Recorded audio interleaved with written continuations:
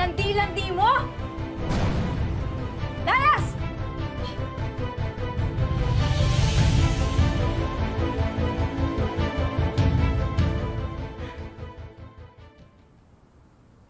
Ay, nako. Nakakapagod talaga maglinis. Sakit sa likod.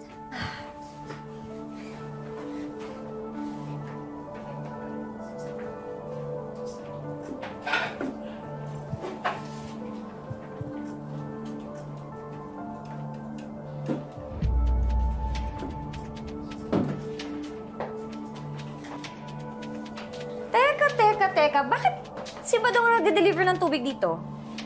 Nagkaayos na kami ni Badong. Okay na kami, huwag niyo kami intindihin. Siya nga pala, aalis ako mamaya, madaling araw na ako makauwi. Sige na, alis na ako. Ingat.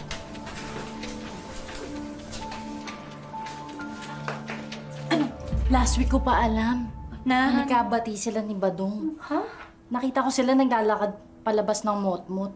Mot? Motel? Oo, di ba may bar dun sa baba ng motel?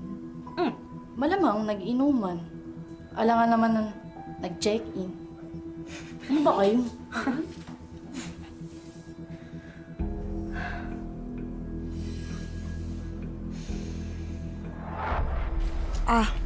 Opo, Chang. Huwag po kayong mag-alala. Kapag nakakuha na po ako ng trabaho, magpapadala ho kagad ako sa inyo.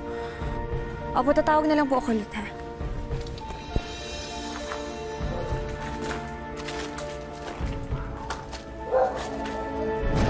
JR! Sinasabi ko na nga ba? Ano ginagawa mo dito, Jessica? Meron ka bang iba, ha? At si Badong?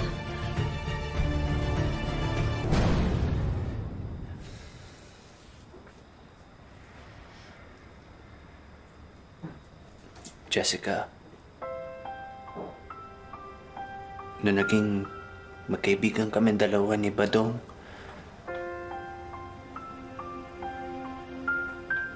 nagustuhan ko yung atensyon na binibigay niya sa akin.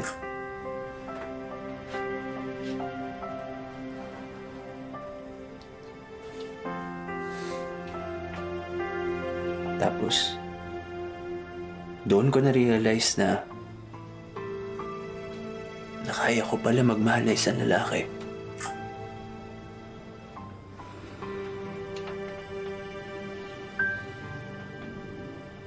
Kaso hindi ko kaya. Ayoko malaman ng iba. Kasi natatakot ako baka husgahan nila ako. Ayokong husgahan ako, lalo na ng mga taong importante sa akin.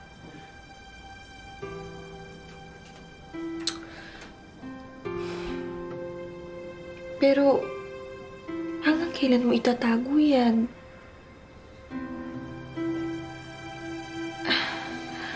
JR, kailangang malaman nila yung totoo. Kailangan mong sabihin sa kanila yun. Kasi yan sila, umaasa sila na darating yung araw na mamimili ka sa kanila at mamahalin mo sila ng tunay. Lalo na si Tracy.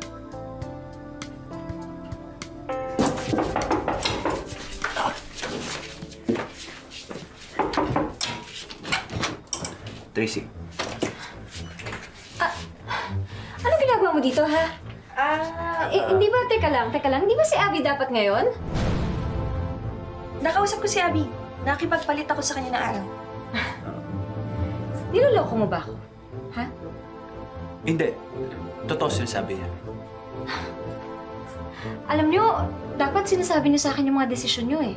Hindi yung kayong dalawa lang. Naiintindihan niyo ba ako? Buwisit kayo.